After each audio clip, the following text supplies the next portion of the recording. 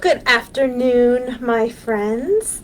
Welcome to my messy office here at the William Jeans Memorial Library.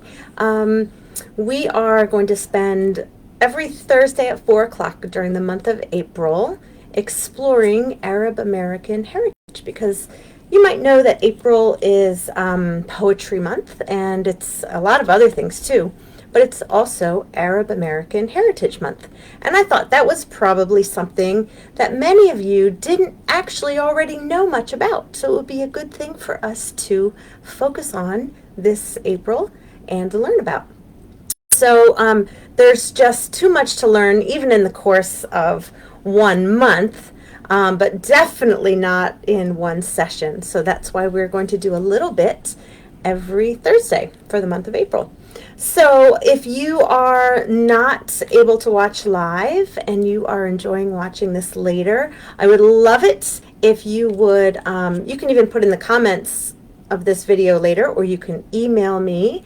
You can find my email address on our website, jeanslibrary.org. Let me know what you think. Let me know if you have any questions, or if there's something that you'd like to know more about, or if you want to check out one of the books that we enjoy together.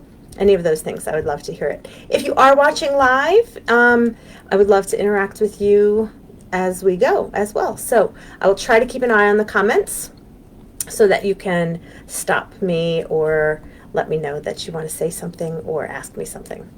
And all of those things being said, let's get started.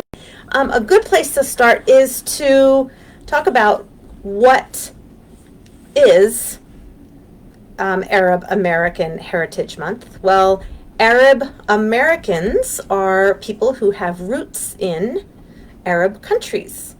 What is an Arab country? Where are the Arab countries? Let's see. This is my first time on Facebook Live screen sharing. I'm used to doing it on Zoom, but not on Facebook Live. So let's see if I can make it work and show you where Arabic countries are. Okay, so I'm looking at it, but I don't think I'm showing it to you yet. So hold on here. Let's see. Thank you for your patience as I learn. Well, now I feel like it's gone. See, I could try this out, but I couldn't try it out live. So, hold on, just be patient with me here. Yeah, that's just not happening. Okay, well, what I am going to do is tell you what countries are part of the Arab world. I might mispronounce some of them. I'm still learning. I'm going to do my best. There's 22. Tunisia, the United Arab Emirates, Algeria, Jordan, Bahrain, Kuwait, Comoros Islands, Djibouti, Lebanon, Yemen, Egypt, Iraq, Libya, Morocco, Mauritania, Oman, Palestine, Qatar, Saudi Arabia, Sudan, Somalia, and Syria. I bet you have heard of some of those, but you probably haven't heard of all of them. And unfortunately, we don't even have enough time to learn about all of them, so we're going to learn a little bits and pieces here about different countries and some things that they all have in common. So I'm going to try one more time to see if I can find a way to share my screen. Oh, it's blocked off. I don't know why it's blocked off. I'm going to have to work on this for next time, because I really do want to show you a map. But if you have a map at home, or you can look on your computer, a grown-up can help you, and you can find some of those countries that I mentioned. They are all found in Northern Africa and Southwest Asia, the Middle East. It's a big strip of area on a map, and all of these countries have some things in common, but of course they're also unique in their own way. I'm going to start with just giving you an idea of what some things are about the language of Arabic, which is spoken throughout the Arab world and spoken in the homes and outside the homes of many Arab Americans as well. We're going to do that by starting out with a book called Crescent Moons and Pointed Minarets. And I'm sorry about the glare, but once I open up the pages, you won't see so much of the glare anymore. Crescent Moons and Pointed Minarets, a Muslim book of shapes.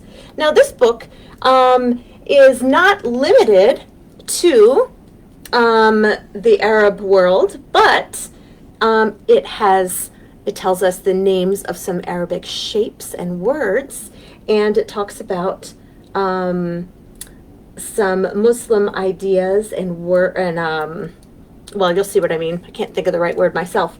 In the Arab world, there are many, many Muslim families. Those are people that are part of the religion of Islam. This is by Hina Khan, illustrated by Murdocht Amini, and published by Chronicle Books. Crescent Moons and Pointed Minarets.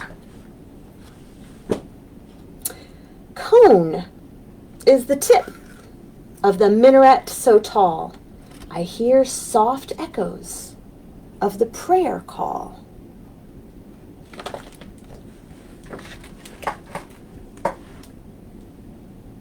Rectangle is the mosque's carved wooden door, filled with a pattern that reaches the floor. Now, again, there's a little bit of a glare, but you can see the rectangular door with beautiful patterns. And maybe you can't tell just how big that door to the mosque is until you look at the people. And you can see how tall the door is compared to the people going in for prayer. Octagon is a fountain. Its water so blue. I wash before prayers and make my wudu.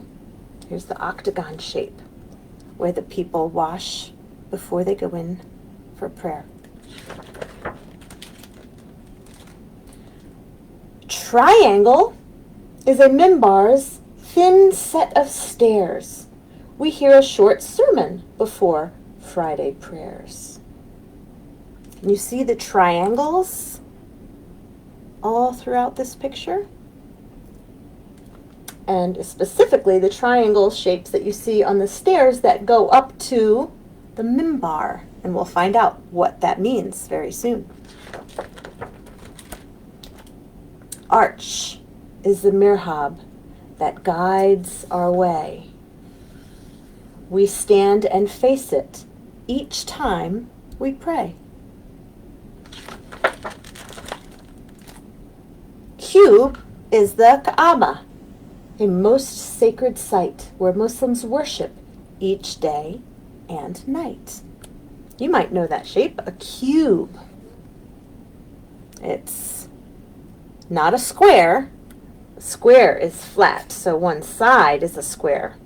But the cube is a very important part of Islam.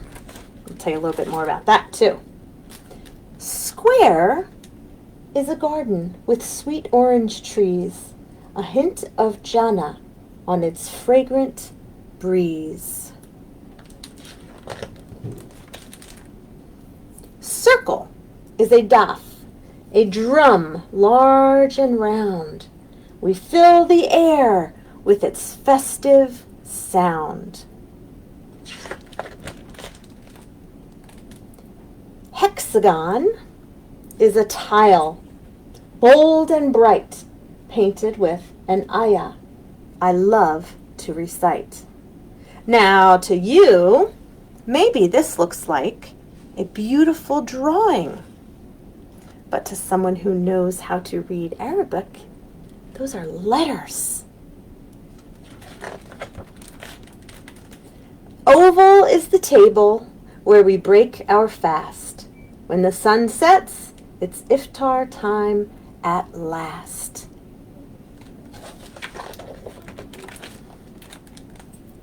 Diamond is the design on my new Eid clothes. A kaftan so long that it reaches my toes. Now this one is very important. Crescent is the moon, brilliant in the sky. It whispers, salam, as the day passes by. Now, so much beauty in the shapes that I see adds to my faith and the world around me.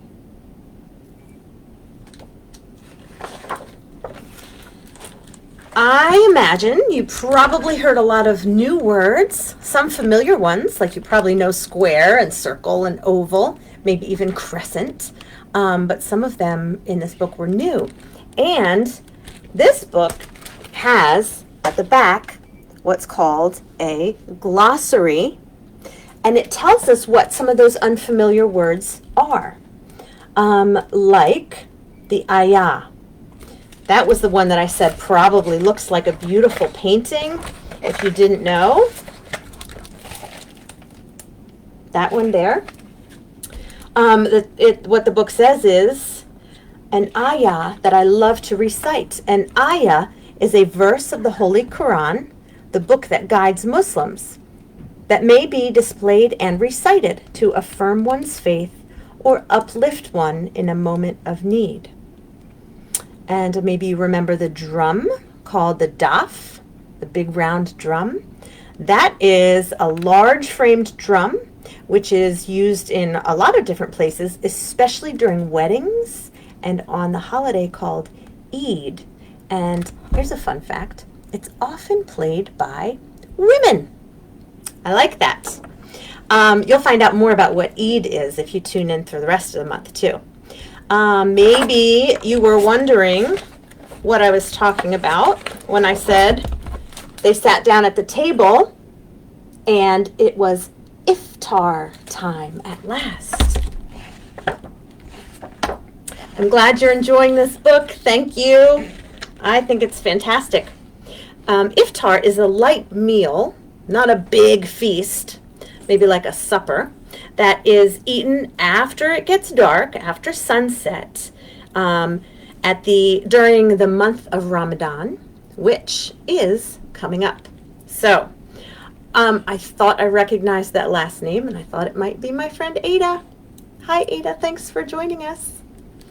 So this book is filled with lots of other words that are in Arabic, and they're actually spelled out using English letters to help people like me who don't know Arabic to be able to pronounce them a little better.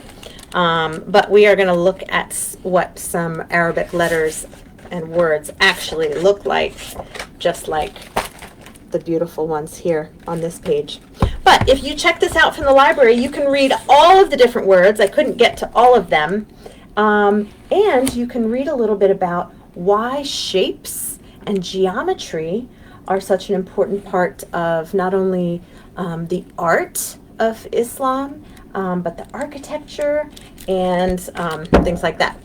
And you'll see there are shapes all over this book, even in the pages that don't have any words or other pictures. So I would encourage you to check this out to learn more. Crescent moons and pointed minarets, and to challenge yourself to learn some new words and what they mean, some Arabic words. We are going to try to learn a couple things in Arabic. This is going to be a little tricky. So if this works, you will hear something that I'm going to play. So if you could give me an indication. I don't know if I can see like likes and thumbs up while I'm live. I'm still a newbie at this stuff here. But if you could let me know somehow, maybe in the comments, if you can hear this that I'm going to play for you. كيف حالك؟ It said, كيف حالك? كيف حالك؟ Can you hear that? كيف حالك? That is Arabic for how are you? How are you? كيف حالك? Can you try saying that at home? I wish we were together in person and we could practice it all together. That would be the best thing. But give it a try. See if you can say كيف حالك؟ كيف حالك? Now, the way I say it probably sounds like I have a really strong accent because I didn't learn to speak Arabic when I was very young. So, yay, you can hear it. Good. So I didn't learn to speak Arabic when I was young, so I have a really thick American accent. You might not hear it if you're an English speaker, but someone who speaks Arabic would say, "Oh, that's not quite how you say it," but I'm doing my best. That's the way we can learn. Let's see what else. We learned how to say, "How are you?" So a good thing to say next would learn how to say, "I'm fine, thank you." So if you want to say, "I'm fine, thank you," you would say, أنا بخير شكرا. أنا بخير شكرا. Let's listen to it again. أنا بخير شكرا. أنا بخير شكرا. أنا بخير شكرا. I'm fine, thank you. Good. Can you try that? Listen to it one more time and you try it. أنا بخير شكرا. أنا بخير شكرا. I wonder if you can figure out which part means I'm fine and which part means thank you. Because thank you is another great thing to know how to say, isn't it? In every language, to learn how to be grateful. So let's see if you guessed right. This is thank you. شكرا. Shukran. Can you try? شكرا. Shukran. Thank you. So, if let's see. I see the word book typed in the comments. Now I'm wondering if I think I'm saying something and I'm not saying it. So if you know something about Arabic, I have lots to learn, so please share with me. But let's do one more helpful. No, let's do two more. We're going to learn how to say, "What is your name?"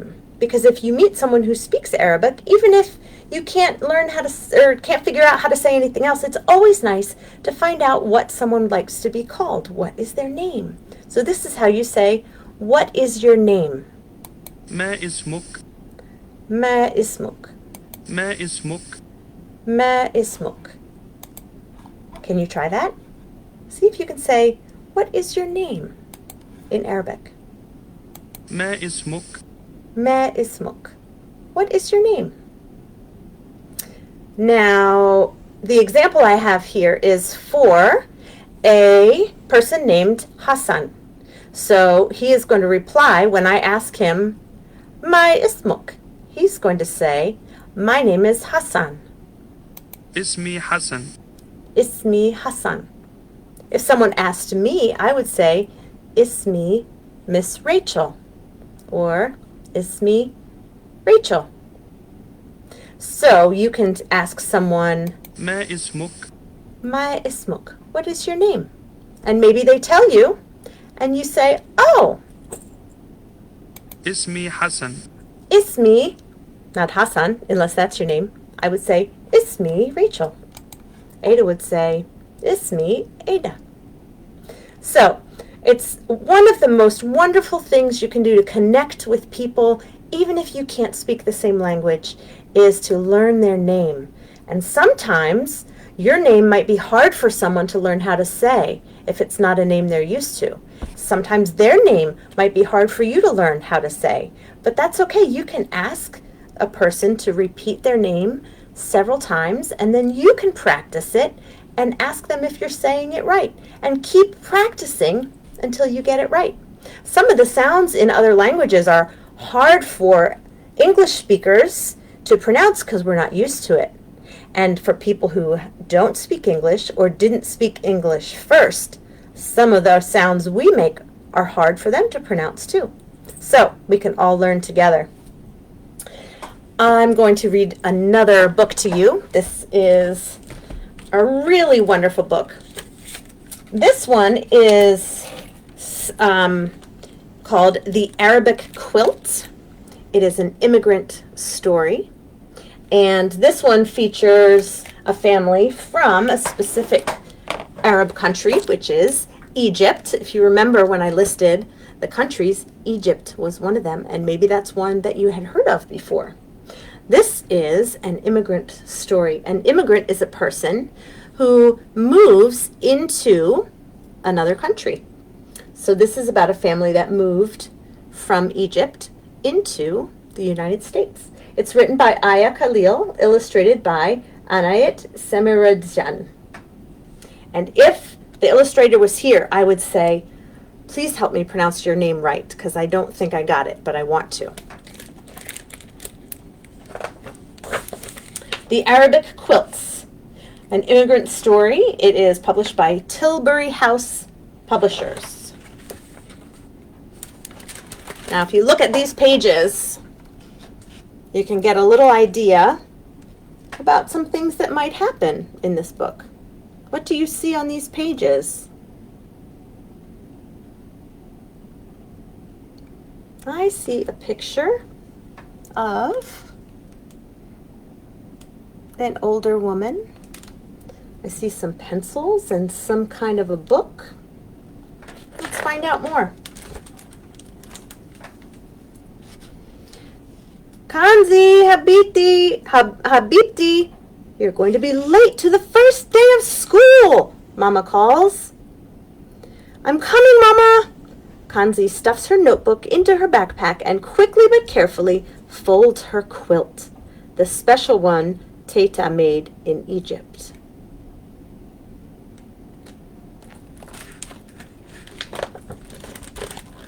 Breakfast is delicious.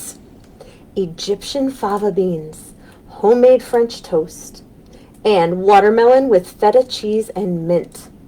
Zachariah has watermelon juice dripping down his chin.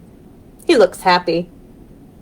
I packed your favorite lunch for you, a kofta sandwich, Baba explains.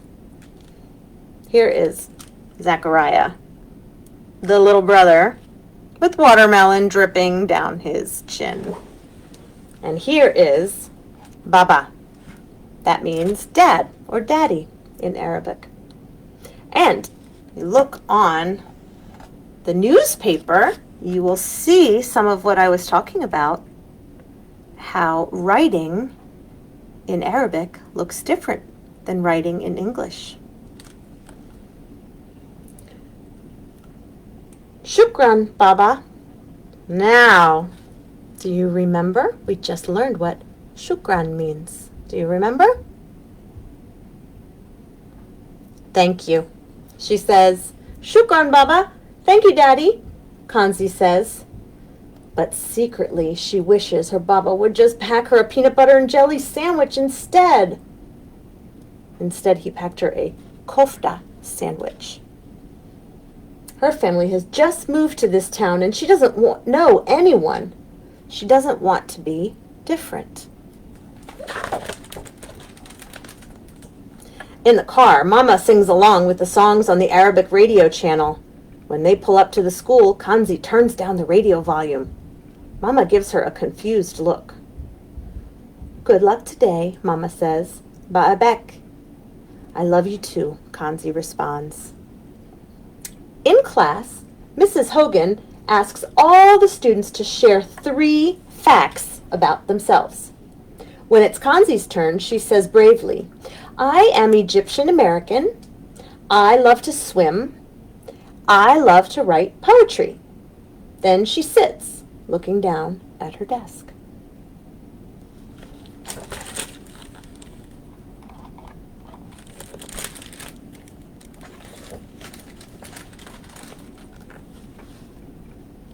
At lunchtime, Kanzi is surprised when Mama walks through the door.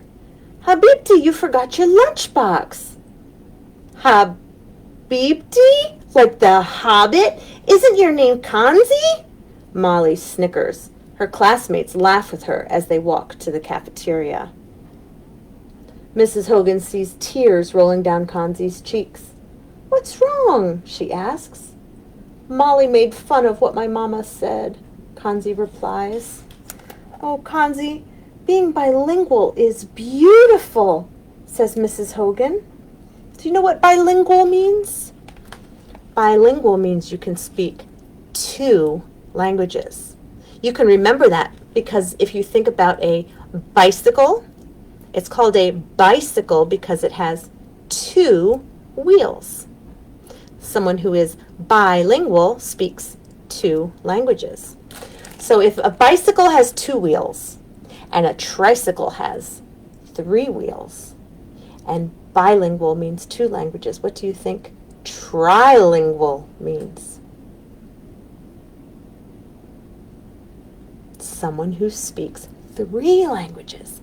Many, many immigrants are at least bilingual, and many of them even trilingual.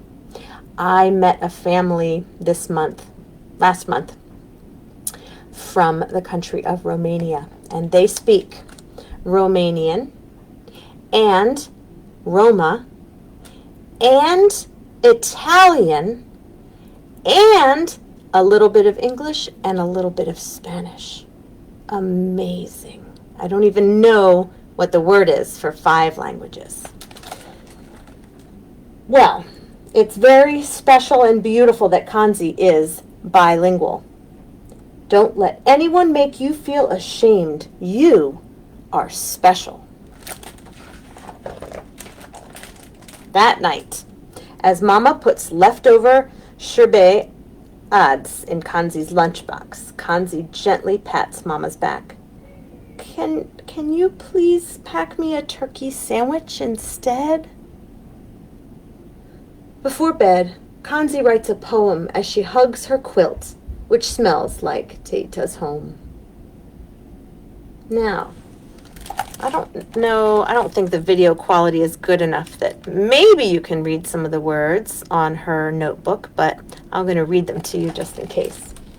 Quilts. Colorful. Mismatching. Unity. Held together. Community. Beautiful. The next day, Molly says, Mrs. Hogan said I hurt your feelings. I'm sorry I laughed at your mom's language. It sounded funny. It may sound funny to you, but that is only because you don't speak Arabic, Kanzi says. She feels a lump forming in her throat. My parents say that learning different languages makes a person smarter and kinder, she blurts out. Oh, okay, whatever, Molly says, skipping away. Mrs. Hogan calls Kanzi to her desk after lunch. I found this notebook on the floor, and it was opened to a lovely poem, she says. I was describing my Teita's quilt, Kanzi says. When I visited her in Egypt, she gave it to me. My Teita only speaks Arabic. Mrs. Hogan smiles. That is special. I would love to see your quilt. Can I bring it to school? Kanzi asks. Sure, bring it tomorrow, Mrs. Hogan says. Maybe you've figured this out by now.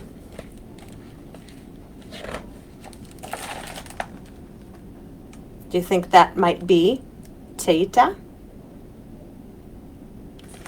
What do you think Teita might mean in Arabic? Grandma? Yep, I think so too. Still trying to see if I can find a way to share this screen with you, but don't think it's going to happen. But at least I can share a book with you. That's the easy part. The next day, Kanzi unfolds her quilt in front of the class. Her heart is pounding. This is my quilt that my Teita in Egypt made, she says. That's cool. I want to make a quilt like that, Deshawn says. Maybe we can all make one for our classroom, Claire shouts. Mrs. Hogan nods and smiles. On Friday, Mrs. Hogan makes an announcement. I have an exciting project for us all to work on. Kanzi's mom is here to help us make a quilt of all your names in Arabic. As Mama steps forward, Kanzi thinks how beautiful she looks. Shukran for welcoming me here, Mama says. You remember what that means, right? Shukran. Thank you for inviting me here, Mama says. Kanzi and I will write down your names in Arabic, and you will copy your name on your own quilt piece. Molly is not enthusiastic about the project. Who cares about Arabic? We live in America. My mom says we should only speak English. In response, Mrs. Hogan starts writing words on the board. Algebra, coffee, lemon, sugar. Does anyone know what these words have in common? She asks. They come from Arabic words, Kanzi whispers. Mrs. Hogan nods. Learning other languages besides the one we grow up with helps make the world a friendlier place. We can speak non-English languages and still be American. I wonder what my name looks like in Arabic, Brianna says. Kanzi and Mama write down everyone's names. Neat! Shukran! Amina exclaims.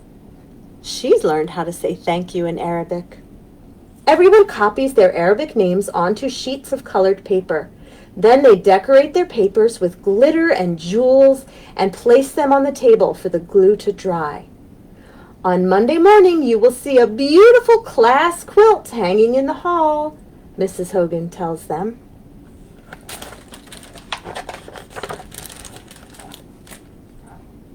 Kanzi is nervous when the bell rings on Monday morning and the kids file into school. What if the quilt didn't turn out nicely? The quilt hangs on the bulletin board outside Mrs. Hogan's classroom. The colorful papers with their Arabic names have been cut into different shapes and sizes, and all the pieces are stapled together. Kanzi stands in awe, reading names in Arabic. Claire, Leah, Molly, Ivy, Jack, Lucas, Brianna, Chang, Deshawn, Sam, Angela, Lily, Amina. Teachers and older students stop to look at the names, trying to figure out whose name is whose. Wow, look at those beautiful letters. They're like drawings, they say. Now again, I'm going to give you a little close-up, but I recommend you check this book out so you can enjoy the beautiful illustrations in person. That was a really cool project, Kanzi. Shukran, Kanzi's classmates tell her. I'm sorry I made fun of you, says Molly. I didn't realize how important a different language is. Can you write my mom's name in Arabic? I want to give it to her as a gift. Okay, Kanzi says. Do you want to go swimming soon? I'd love to, Kanzi nods, as Molly hugs her. Remember on the first day of school, Kanzi said one of the facts about her was that she loved to swim. Well, Molly focused on the fact that she was Egyptian American, then remembered, oh, she also likes to swim. So some things make us different, and some things we have in common. Leaving class a week later, Kanzi stops to look at the Arabic quilt one last time. Right across from it, she is surprised to see another collage of names in a language she doesn't recognize. Those are my classmates' names in Japanese, Kura says. Our teacher was inspired by your classroom's idea, and she asked me to help write everyone's name in Japanese.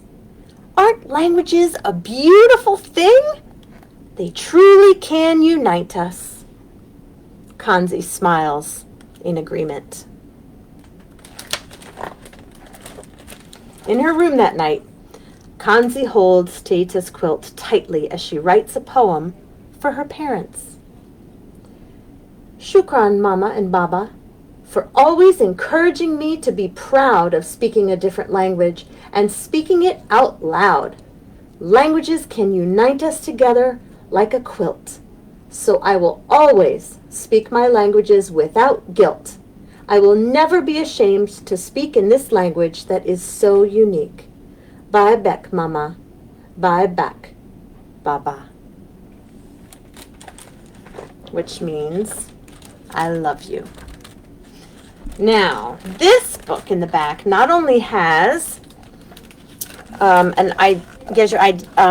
pronunciation, it spells it out how we could say it using our English alphabet, but the words that are in this book that are Arabic, it also shows us what they look like written in Arabic. And actually, I have another thing to show you about that. But this is Habibti, which means my love. Teita means grandma. And we know this one. Shukran means thank you. Babek means I love you. That's the way you say it to someone who is a girl or a woman. Babek. If you're saying it to a man or a boy, you say Babak. This is Mama. This is Baba. And sherbet ads is lentil soup. Kofta is spiced meatball. Other English words derived from Arabic, we learned some of them, but also zero, sofa, candy, alcohol, cotton, algebra. Words that maybe you thought were just regular old English words that started out with roots in Arabic. Another great one to check out to celebrate the language of Arabic and to celebrate and encourage all languages, and to learn that, just like Kanzi learned in the story, that speaking more than one language makes you smarter and kinder, and it helps unite people.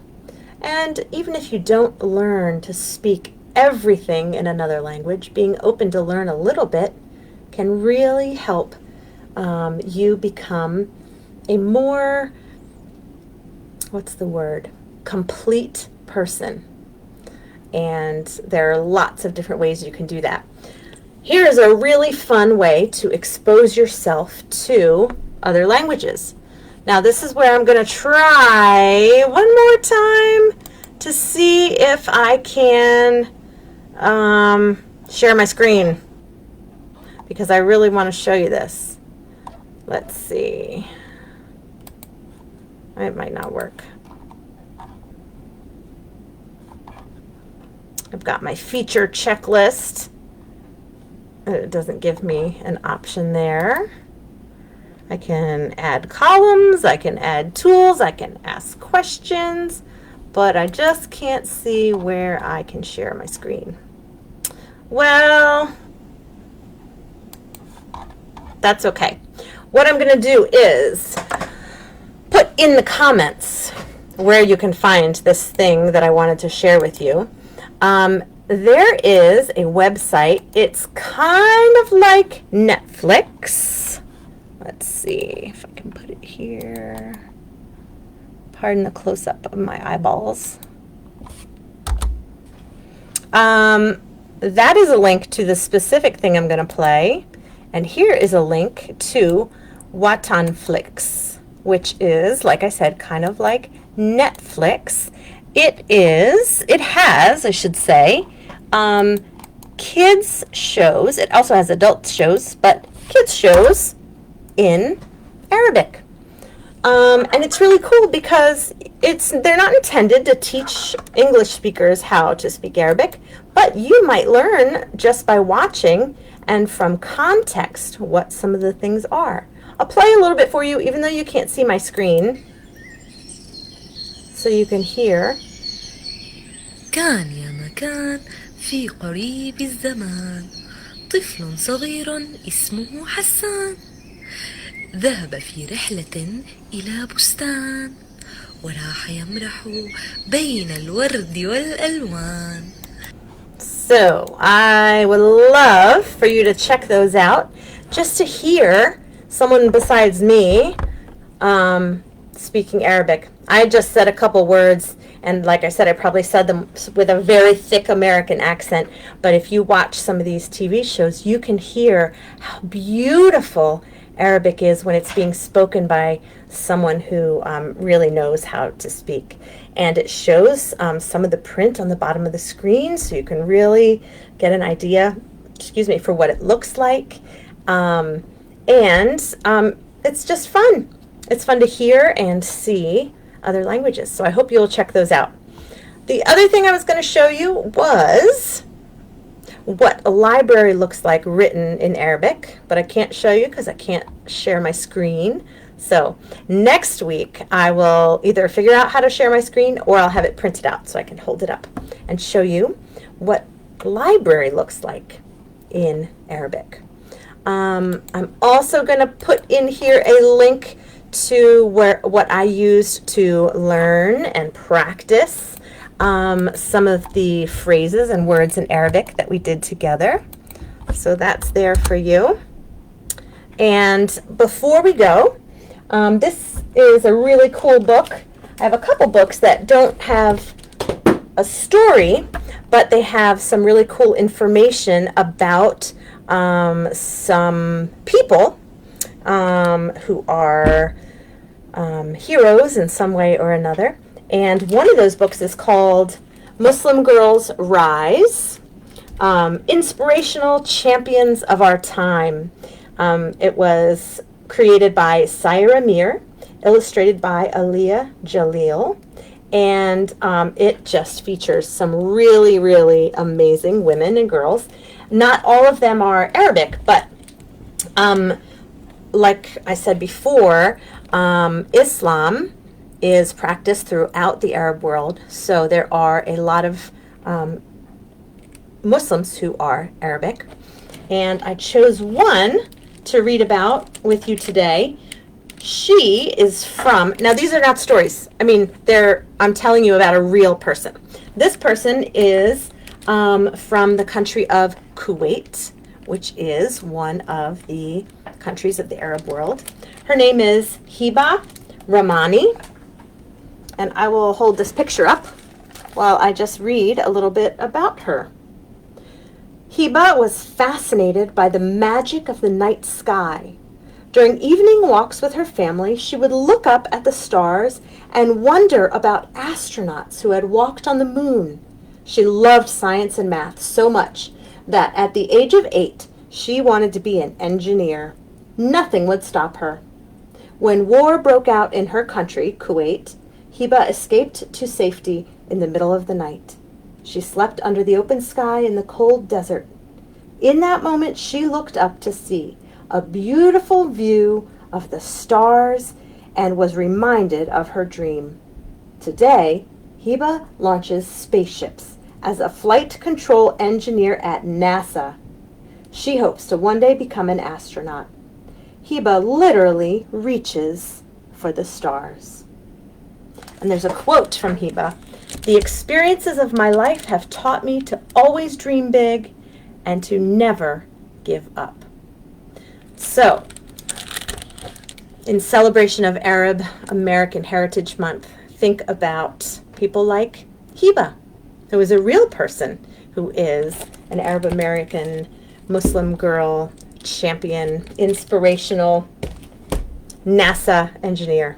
And you can think about, even though she's not a real person, Kanzi and people like her who might have moved to the United States from a country in the Arab world like Egypt, like Kanzi did. And maybe you will try to learn a little bit more about Arab countries, Arab Americans, the language of Arabic, And we will continue to do this together throughout the month. So please come visit us again next week, Thursday, 4 p.m. And as always, if you can't make it live, you can always watch it whenever you want from the videos tab on the William Jeans Library Facebook page. Thank you so much for hanging out with me a little bit this afternoon. I hope I will see you again next time, and I hope we all can enjoy learning some more and more together. Bye.